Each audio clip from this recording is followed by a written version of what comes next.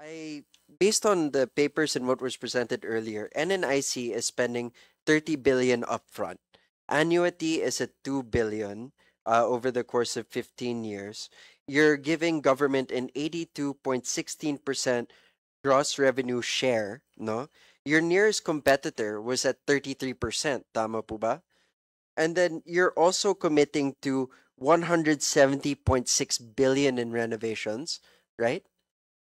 Is that correct? That's correct, Mr. And then, if I'm not mistaken, you're also committing to a new Terminal 5, which should accommodate, based on your estimates, 35 million passengers, and also renovating Terminal 4. Tama po ba? The additional renovations could accommodate up to 60 million passengers.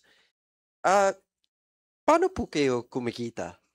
Just out of curiosity, I mean, with all of these subsidies and parang 50% higher than the competing bidder, are you still profitable? Right now, Mr. Chair, the first year of our operations, we're at a loss, no, because we have not yet fully taken advantage of the increase in the passenger terminal fee. Number one, about 12 to 15% of the international passengers are exempted from the payment of the international PSC.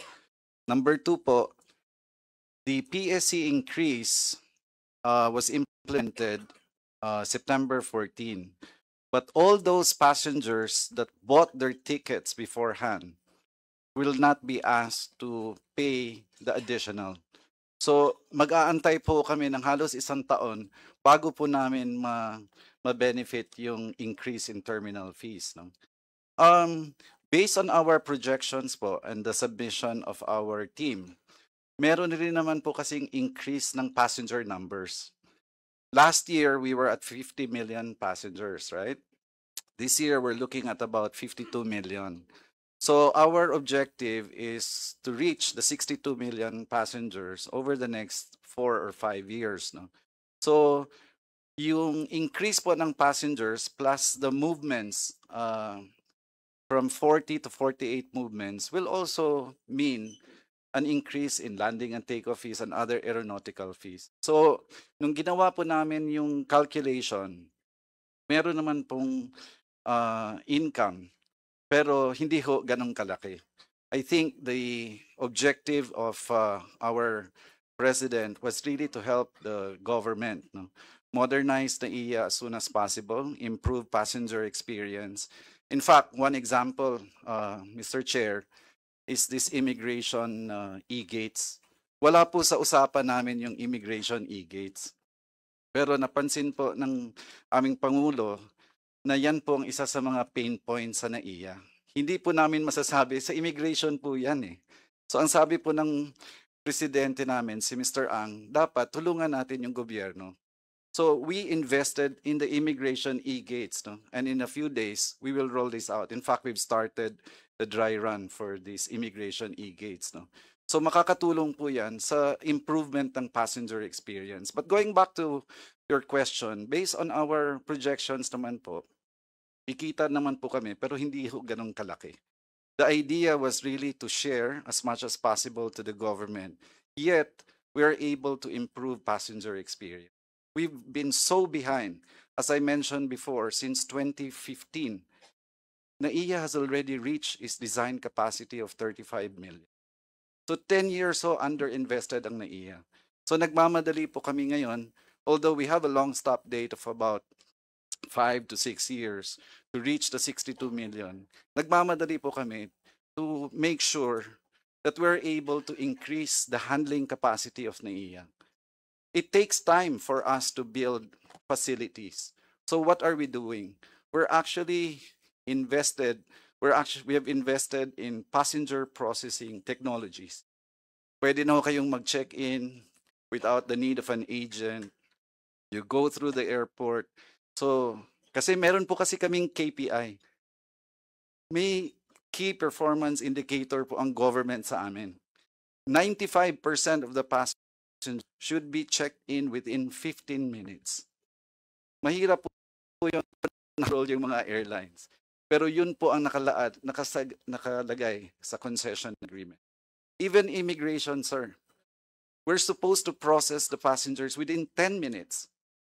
So these are beyond our control because immigration officers don't report to us. Correct? So ang ano po namin is to help invest in facilities so that the different government agencies will be able to do their jobs, seamlessly. So nagtutulungan po kami sa mga government agencies and we're very, very happy po sa tulong na binigay po sa amin ng immigration, ng customs, OTS, para po mapa-improve ang passenger experience sa NAIA.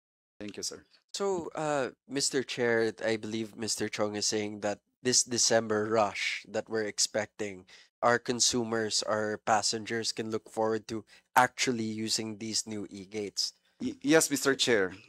Except that initially it will only be for the Filipinos, not yet the foreigners. We will do it on a phased basis. No, okay And lang. it's only for the arrival muna. Kasi yung usapan po namin sa immigration, yung OFWs muna ang unahin namin. We'll have to do it in phases, sir. Just like other airports, talagang phase naman yun eh. Hindi pa naman lahat pwede. So to be clear, it's for arrivals and for Filipinos. Yes. At So least that's mauna about yung that's mga about Pinoy. 60% of our international arriving passengers, and we Aba. estimated that's about 6,000 passengers a day. Sir, to be clear, the OFWs remain exempt from terminal fees. No? Definitely, sir. And then, moreover, the terminal fees again are decided by not by you, but by us in government. Yeah, we just follow what's in the concession agreement and what's in the MIAA admin order po. But you'll understand why travelers and commuters are concerned na ang dami yung binibigay. Baka mamaya later on ito-transfer tong financial burden sa mga consumers. We have your commitment na they shouldn't be worried about anything. I believe, Mr. Chair, the concession agreement is so tight as far as our performance is concerned. If we are not able to deliver, there are some penalties that the government has set. No? So we have to comply with that. MIAA is our regulator. We report to MIAA everything po. All our operational data, our financials, even the contracts that we sign. Naka-report po sa kanila yan.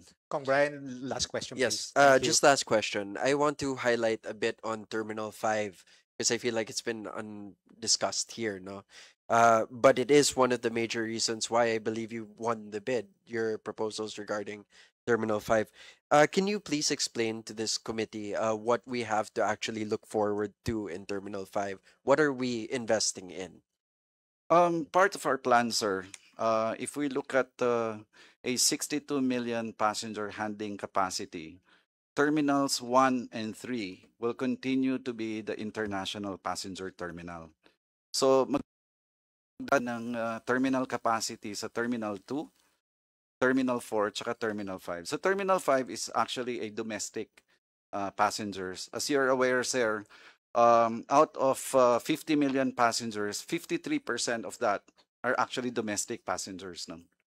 Mas marami po kasi tayong domestic passengers kaysa sa international. So I think passengers will be looking forward to a new terminal. We will use passenger processing technologies also. No? So it will all be compliant with the IATA Airport Development Reference Manual. Kasi po, lahat po ng design sa terminals, meron pong requirements ang MIAA tsaka DOTR. We cannot just build something without going through all the requirements. No? And the basic requirement is that it has to meet the IATA or International Airlines Association Airport Development Reference Manual po. Kumbaga, meron pong mga requirements yan for us to be able to process the passengers based on the KPIs that I mentioned earlier. Thank you very much. Thank you. Okay. I just want to know why you want Terminal 5 to be domestic and not for international. Because the Terminal 3, sir, it was designed for 14. And last year, we already experienced 26 million passengers at Terminal 3. And our plan is Terminal 3, as it was originally designed, it was for an all international terminal. So we're just going to utilize the terminal that was meant or what it was designed for. So we're looking at about 18 to 20 million passengers for Terminal 3. And then Terminal 1 naman po will be able to handle yung mga tinatawag nating low-cost carriers. No? So doon po namin ilalagay yung Cebu Pacific, AirAsia. Tapos yung sa terminals 2, 4, and 5 will be domestic po. Kasi sapat naman po yung 1 and 3 as our international. Kasi lahat po ng full service carriers including Philippine Airlines will be assigned sa Terminal 3. Thank you very much.